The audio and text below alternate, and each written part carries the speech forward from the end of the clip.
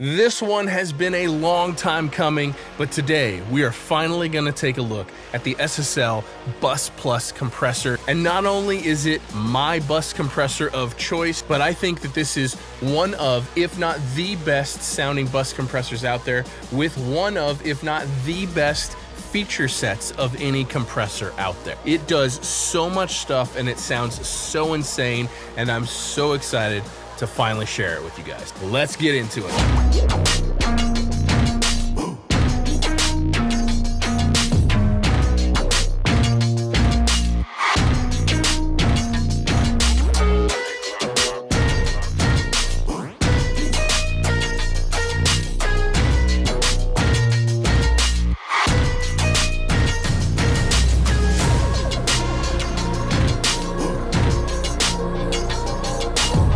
Hey everyone, I'm Cole Caparoon. Thank you for stopping by for another video. Now, I have had this bus compressor in here for, it's been about 6 months. I've mixed tons and tons and tons of songs with it. I have mastered tons and tons and tons of songs with it. I first got hands-on with this over at Andrew Master's place. He had one a year and a half ago. I was over there and I was like, I was messing around with it and I'm like, this does a lot of cool stuff and it sounds really good. So I guess I wasn't surprised that it sounded great, but the amount of feature set that it had, the adjustability that it had, the additional attack and release settings that it had, it was just, as soon as I played around with it over at Andrew's, I'm like, I think this might be the perfect bus compressor. And so about 6 months ago, I got one. And I really wanted to wrap my head around this compressor and everything that it did, my favorite things about it, how versatile it really is. So I'm there now. I'm so pumped on this, if you can't tell. So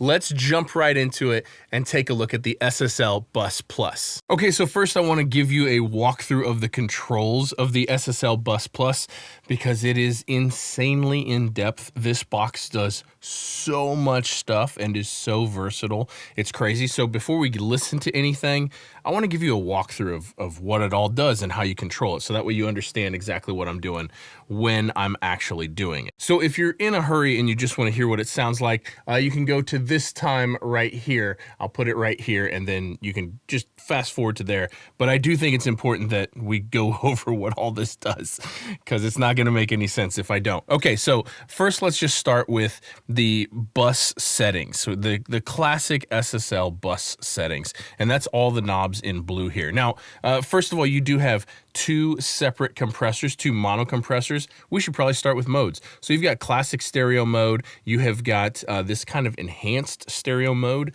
where it puts more emphasis on the mid frequency or the mid of the mix. So like kick and snare and bass and vocals. It's a very cool mode and I like it a lot. You've got dual mono mode, which runs in two completely separate mono compressors. So that way, if you want to do a kick and a snare or a snare and a bass or a vocal and a snare or whatever you want to do, you can run it that way as well.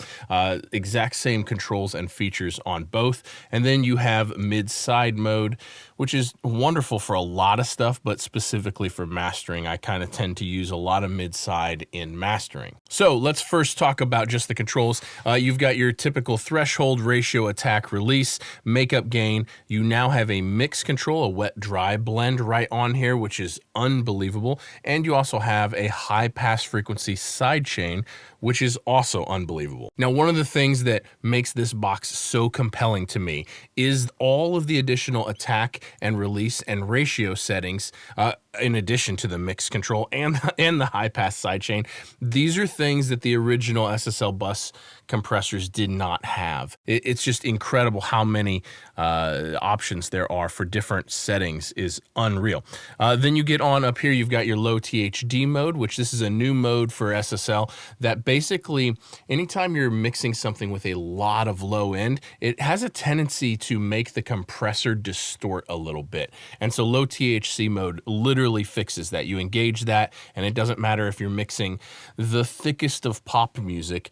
It stays nice and clean with that engaged, and that's very cool. Then we've got feedback mode here, which basically takes the entire compressor and just chills it out. I've been using SSL bus compressors or SSL style bus compressors for nearly my entire 22-year career. It's my favorite flavor of bus compression. However, there were times when I was mixing something super soft and organic, acoustic vocal, piano vocal, some super organic indie stuff or whatever, that the grab of the SSL style compressor was just a little too much. So now you just hit this mode, this feedback button, and it chills the whole thing out and makes this box now, for the first time ever, the compressor that I can use on my mix bus for every single piece of music, regardless of the vibe, character, or genre. And that is huge because I've never had that in any other box before. So I really like that a lot. Next up, you have got 4K mode here. And what this does is this changes the VCA in the compressor from a balanced to an unbalanced, which is what the bus compressor was in the SSL 4K consoles. It was an unbalanced compressor. And so that brings in the character, the original character of the 4K console, of the bus compressor in the 4K console. Along with that brings in the saturation characteristics of that compressor. It's a very famous sound, but then it goes a step deeper. And if you hold this button down, then you get to decide how much saturation there is. You can walk your way through this, and we'll get into this when we're listening to some sound examples. It goes from basically zero distortion whatsoever to like fairly distorted. And so it's cool being able to have a whole layer of saturation, adjustable saturation, right in your bus compressor. Now, another thing that we should talk about, the whole box, this is a completely analog signal path box. That means there's no converters in here.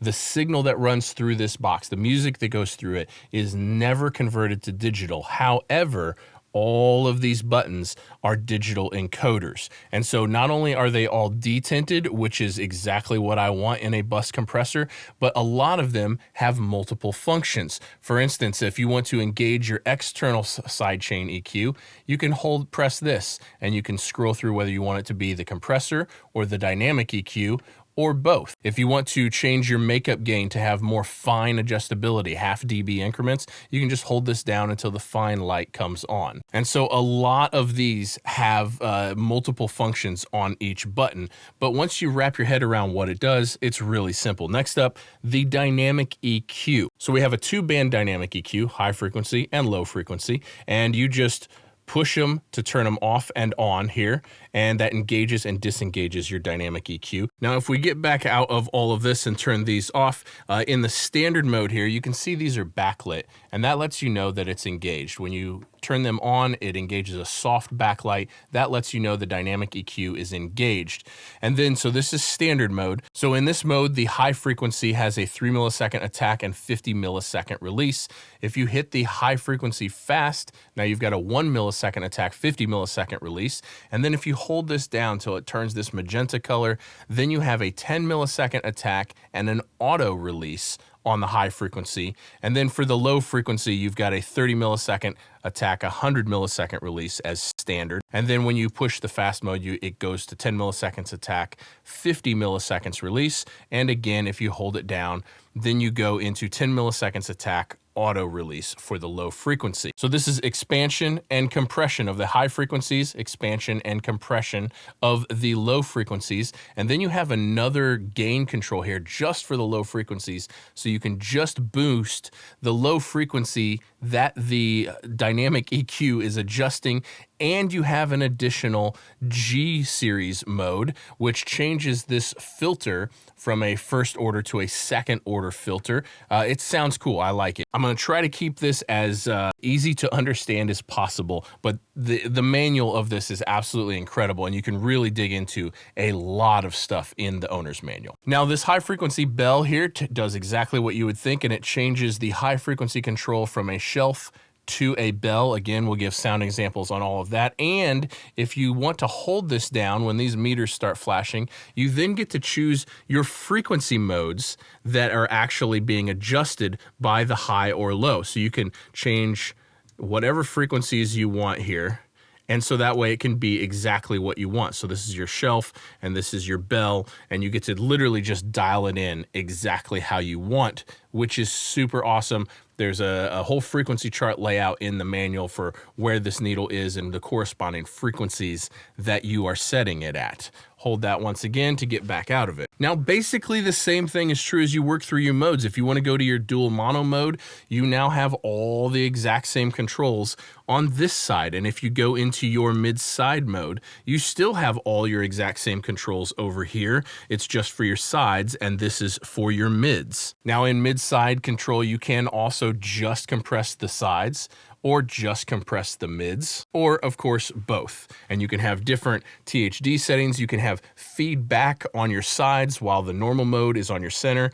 So you can have a very relaxed mode on your piano acoustic that's panned on the sides, and then the more aggressive mode for the kick and snare and bass guitar that's in your center. And so it's kind of endless, even though I think some people might think this is kind of a confusing box. Once you have the basics of what I just laid out under control, and then you realize that this is just a duplicate of that, man, it's so easy to navigate. It's so easy to use, even though it does a ton of different things. There's one more thing, that it even has a game built in. SSL decided they would put a game in here, and when you win the game, it unlocks a transient expander feature, which is pretty neat. Now on the back, there are separate XLR inputs for the side chains. So if you want to use your own side chain, hardware analog side chain, you can do that. These buttons right here will flash red if you are clipping the inputs. You can put the whole unit asleep by holding these buttons down, so that way you don't have to turn it on and off if you don't want to. You can change the overall compression to be post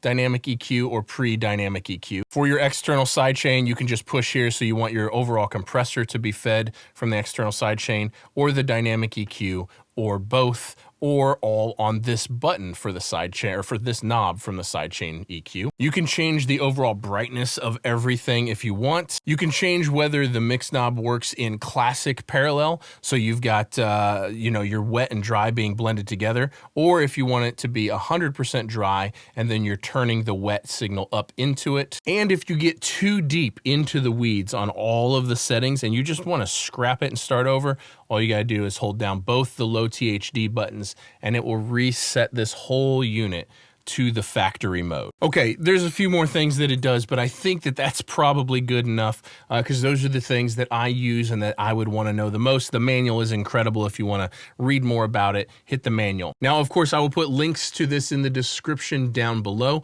I think the price recently changed on it, so if you want to go check out how much this cost or other specs or availability, hit the link in the description down below to go check that out. Okay, so let's take a listen to the SSL Bus Plus. This is the piece of music that I used for my signature preamp release, and it's a really good piece of music to show this off. So the first thing I want to do is just let you hear it how I have it set. I'll bypass it, engage it, bypass it, engage it, and then we're going to work our way through the controls and let you hear the range of things that it actually does. Here we go.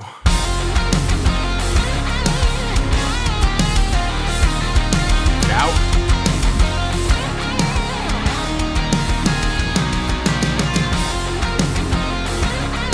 In.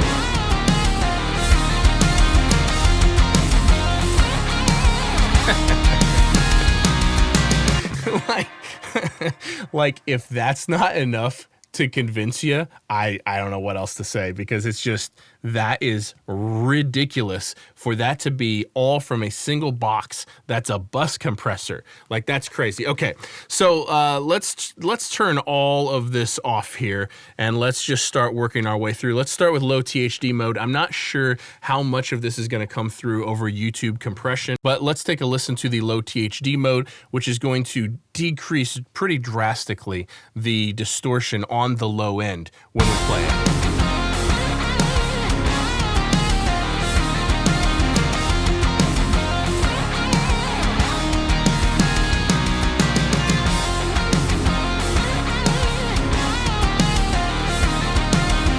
I don't know if you guys can hear that or not, but to me, it's very much like just makes all of the sub bass, the bass guitar, the synthesizer, the bottom end of the kick drum, it just makes it cleaner to me, and I like that. Next, let's look at the feedback mode. Here we go.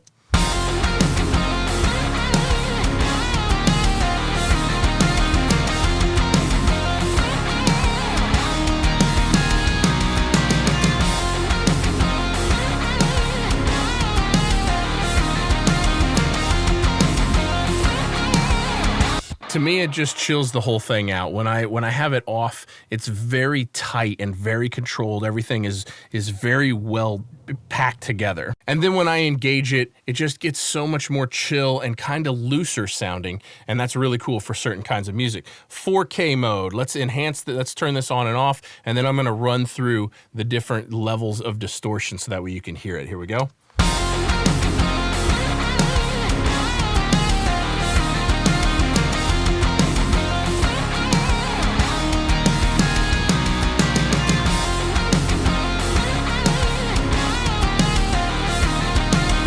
All the way down.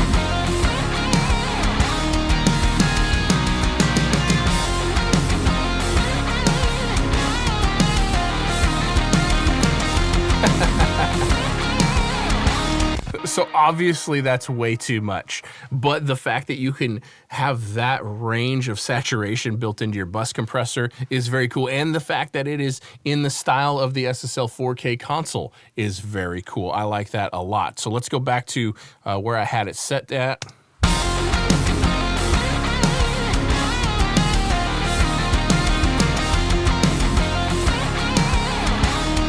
I like that. I tend to have this set somewhere between green and the light orange. As soon as it goes to the dark orange, that usually is too much for me, but I usually have it set somewhere between the green and the furthest option of the regular orange. And so that's really cool. Now, the one thing that I want to draw attention to is all of the different attack and release settings, because to me, this is what makes this particular SSL so much more useful than some of the other ones, all the older ones. I want you to listen. I'm going to adjust back and forth here. Let's turn the ratio up a little bit so that way we can have a little bit more exaggerated compression. And we're going to start at 10 milliseconds of attack. And I just want you to listen to the front end of the snare drum. Just when the stick hits the snare head, listen to what that transient sounds like as I work my way through these.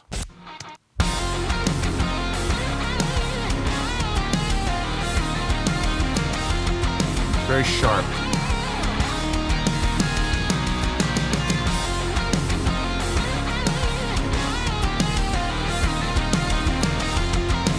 Now we're starting to get some thud in there. Now we've got lots of thud.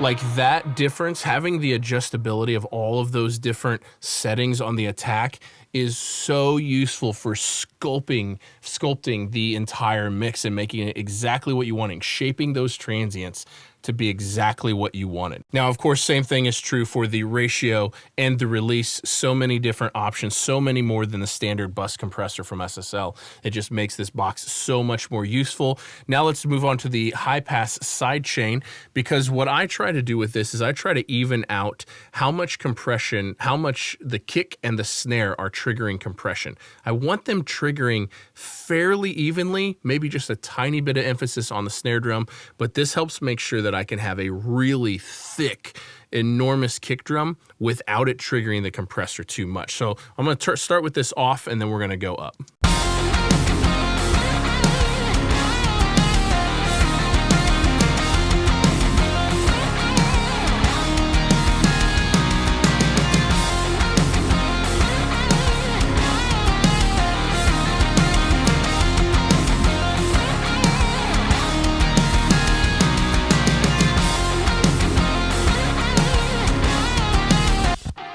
Hugely useful to me. Now let's move on to the dynamic EQ, because this is where this box just starts leaving other bus compressors in the dust, in my opinion. So dynamic EQ, you've got it expansion and compression for the high frequency, and expansion and compression for the low frequency. And so let's just turn them on and hear what a crazy difference this makes.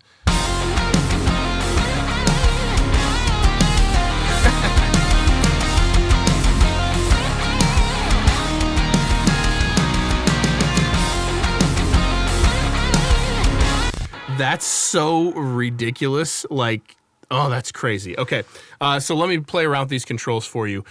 Basically, you've just got expansion and compression for each, and then this low frequency knob adjusts, can give you more or less gain on the low frequency of the dynamic EQ. So let me just play around with these.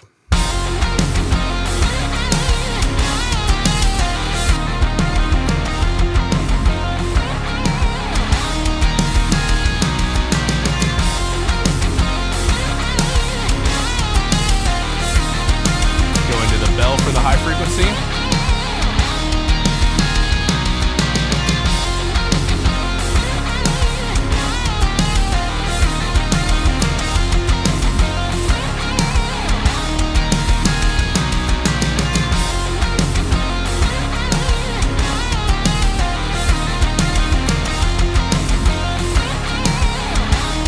Now again, the high frequency and all of this, you can change the frequencies of these to be exactly what you want. So these are just where I've found it most useful. When I have the bell turned on, it shifts down a little bit, so I get more upper mid-range and top end mixed together. And then when I have it just set to the shelf, it's just top end. Okay, now let's take a listen to the different modes here with this enhanced stereo mode. Now with the mode button, if you just push it, you can select between them, but then if you hold it, you can switch back. So like instead of having to cycle through all of them, you can just go back and forth between these two. So take a listen to this enhanced stereo mode, and drop a comment. Let me know which one you like better.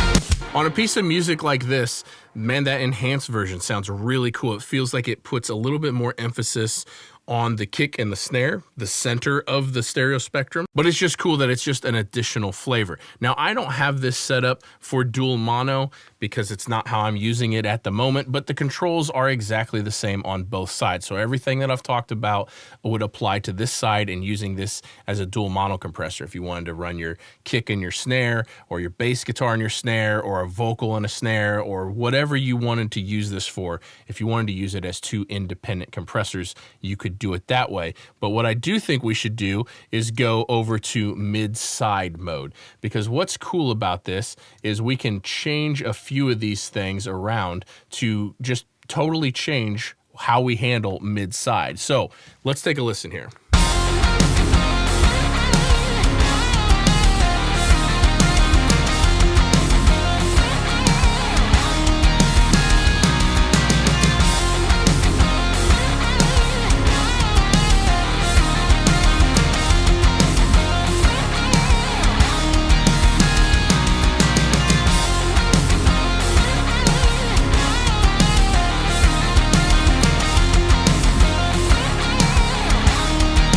Bring up those cymbals with the dynamic EQ on the sides.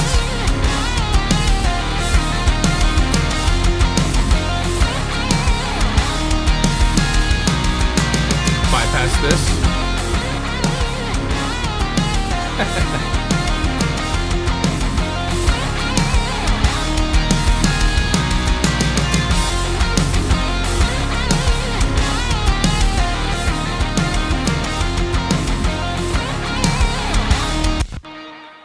That is insane to me. Now, a couple more ideas that you could do is you could set different distortion modes for the sides. So if you wanted the sides super distorted or not distorted at all, or very, very little distorted, you can set separate distortion modes. You could set the low THD. You can set the feedback mode. You can change the timing of the dynamic EQ. You could have one side on the high frequency bell and the other side on the shelf. Like, It's really, really insane to me how much they've packed into this box, but yet once you understand the layout, how simple it actually is to use. Now, I will put links down below in the description down below to the SSL Bus Plus. Be sure to go check that out. Hit the link in the description if you're interested in this compressor at all.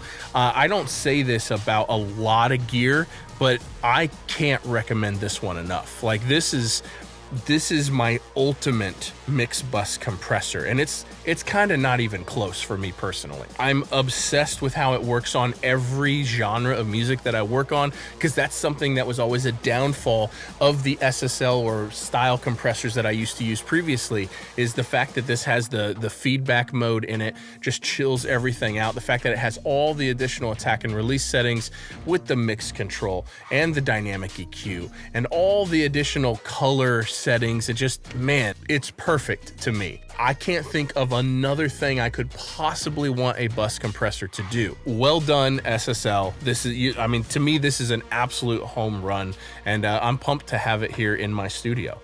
So thanks you guys so much for watching. If you have any questions, drop them in a comment down below. If you made it this far and you haven't subscribed yet, I feel like I've earned your subscription. So smash that subscribe button, give me a thumbs up, drop me a comment, and let me know what you think about this compressor. And I'll see you guys in the next video. Peace.